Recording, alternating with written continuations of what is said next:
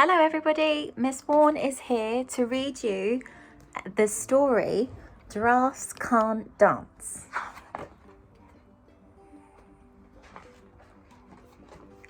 Gerald was a tall giraffe whose neck was long and slim, but his knees were awfully bandy and his legs were rather thin. He was very good at standing still and munching shoots off trees, but when he tried to run around, he buckled at the knees. Now every year in Africa, they hold a jungle dance where every single animal turns up to skip and prance. And this year when the day arrived, poor Gerald felt so bad because when it came to dancing, he was really very bad. The warthogs started waltzing and the rhinos rock and rolled. The lions danced the tango, which was elegant and bold. The chimps all did the cha-cha with a very Latin feel, and 8 baboons then teamed up for a splendid Scottish reel. Gerald swallowed bravely as he walked towards the floor, but the lions saw him coming and they soon began to roar. "Hey, look at clumsy Gerald," the animals all laughed. "Giraffes can't dance, you silly fool. Oh, Gerald, don't be so daft." Gerald simply froze up. He was rooted on the spot. "They're right," he thought. "I'm useless. Oh, I feel like such a clot."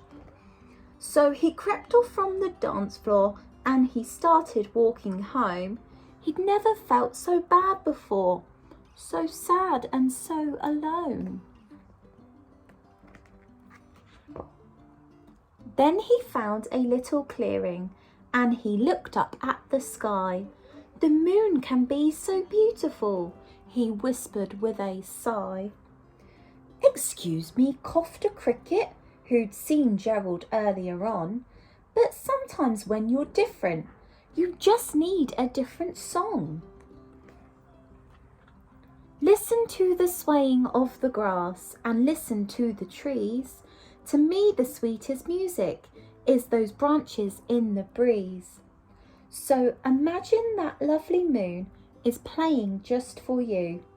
Everything makes music if you really want it to.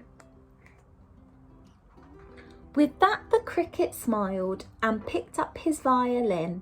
Then Gerald felt his body do the most amazing thing. His hooves had started shuffling, making circles on the ground. His neck was gently swaying and his tail was swishing round. He threw his arms out sideways and he swung them everywhere. Then he did a backward somersault and leapt up in the air. Gerald felt so wonderful. His mouth was open wide. "I'm dancing, yes, I'm dancing. I'm dancing," Gerald cried.